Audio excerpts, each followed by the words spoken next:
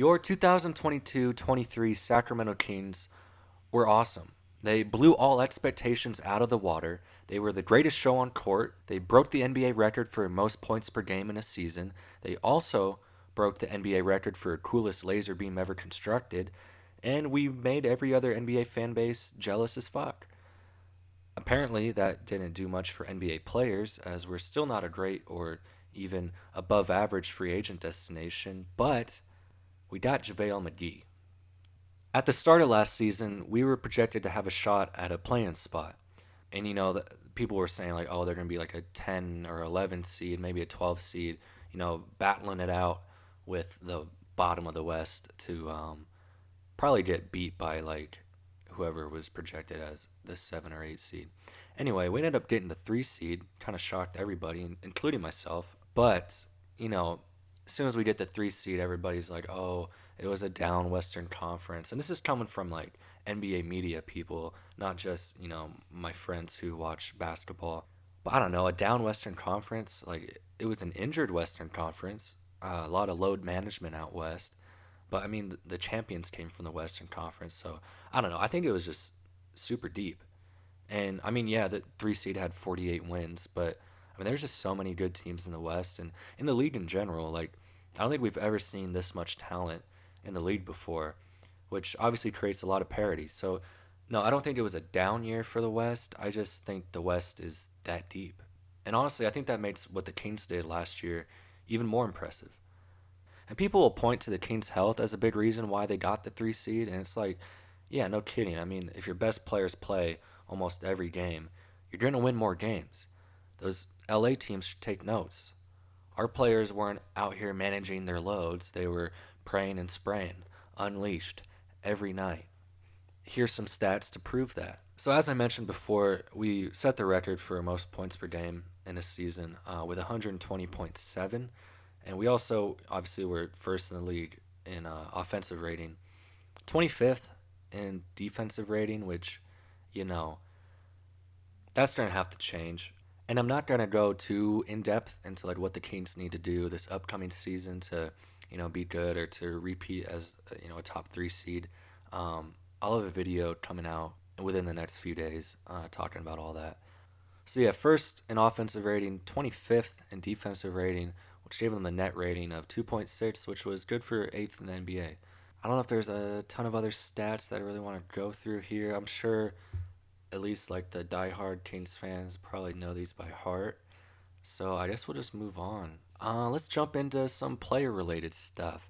First up, De'Aaron Fox, maybe the clutchest player of all time.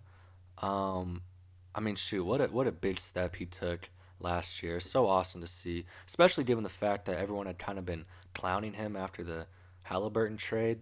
Like, even Kings fans were kind of wishing it was him that was gone. And man, I love Halliburton. He's already a stud, and he's just going to keep getting better. Right now, I still think Fox is better. And obviously, Halliburton can surpass him, maybe even as early as this upcoming year. But shoot, I mean, I can make a separate video talking about all that. Drop a comment if you want to see the most calm and composed video ever made about the Fox versus Halliburton debate. But anyway, this is a Kings video, so let me bring the focus back to Fox. He was unreal last year. I'm going to drop a video all about him either tomorrow or the next day, so I won't get into his stats too much, but I mean, he was an all-star, all-NBA, clutch player of the year. Dude became a superstar last year. And while there were so many awesome moments last year, just from the team in general, like as a whole, like I mean, think about like Terrence Davis dropping 30 plus on national TV, or Band Aid Monk, or like obviously all the stuff that happened in the playoffs. Um, I think out of all of that, Fox's development meant the most, at least to me, because he had gotten the reputation of being a good player on a bad team. But then last year, he was arguably the best player on a really good team. And it also helps that he's just a good dude. He's starting a family and all that. It's just easy to root for guys like that. And luckily, the Kings have a ton of those dudes. Most notably, perhaps, is Domantas Sabonis, aka Jokic Light. The other half, or I guess first half of the Ox and the Fox, which, by the way, kind of a shit nickname. Like, it's super corny. And people are still really trying to push it. Like, fucking double D's is better than that, Anyway, whatever you want to call him, he's very good at basketball. I mean, he was playing at an MVP level last year. He was also an All Star, All NBA guy. He led the league in rebounding. And after the Fox video that I'm about to drop, I got a Sabonis video coming out right after, so stay tuned. But yeah, man, he was the glue guy last year. He held this team together, especially on the offensive side, but also even on the defensive side. Like, he's the only thing close to a stopper down low that we have. I mean, now we have McGee. Was not planning on bringing him up twice. Stay tuned, maybe there'll be a third time.